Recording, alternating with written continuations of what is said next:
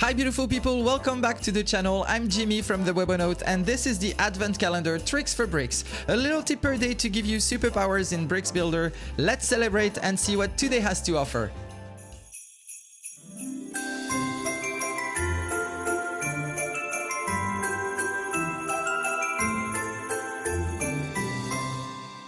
I'm pretty sure you already encountered the situation where clients are sending you photos and when receiving them and looking at them, you're like, good photos, but they're not matching. There is no fill behind and it's just not gonna match the fill of your website. And so how to solve this?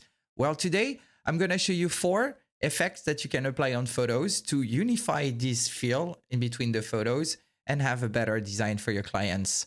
Let's jump into Bricks. Okay, as usual, we have the section. Here I have my 5 photos next to each other. The first one here on the left is the original photo with no filters. The second one is the first filter we're going to apply and it's called 1977. The second effect we're going to apply is called Clarendon. The third one, it's Gingham? Let's just call it Lomo. And the third one is actually, the fourth one, sorry, is actually called Nashville. Okay, it's super simple. And the idea is that you could actually create these filters, set it up into a class, and then just apply it to any photos you have on your site. So every photo just get the same feel and the same idea, the same color. So it just makes more sense all in all for the design. Okay, enough talking. Let's just go into the first one and see where we are. So how to get to that? Well, you select your photo, of course. Okay. And if you're here, we have the photo, go to the style tab. All the way here, you have filters and transition. Click here, CSS filter, click on that little icon, and you're prompted with this menu. Okay, so for the first effect, 1977, you can see it already. The contrast is at 110, the hue is at 330, the saturation is at 140, and the sepia is at 60. Okay, we're gonna go into the Clarendon, same principle. Go back here.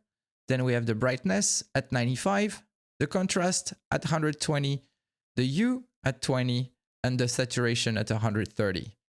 For the third effect, we have here the brightness at 110, the contrast at 105, the hue at 35, and the saturation at 85.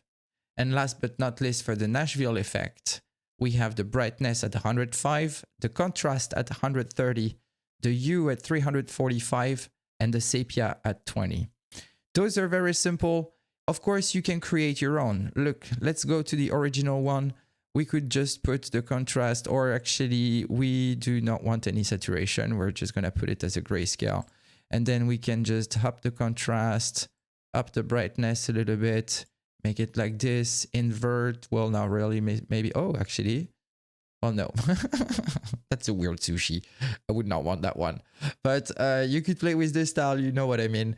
It is a very powerful feature and I think it's actually very underrated. So think about it. It's cool. It can really make a difference on your website and your design and wow your clients a little bit more. And that's it for today. You can find all the relevant information about today's trick in my community, The Space. It is free to join and I'd be happy to see you there. Link in the description. Don't forget to like this video and subscribe so you don't miss tomorrow's Tricks for Bricks. As usual, stay sexy, keep spreading love, and I'll see you tomorrow. Bye guys!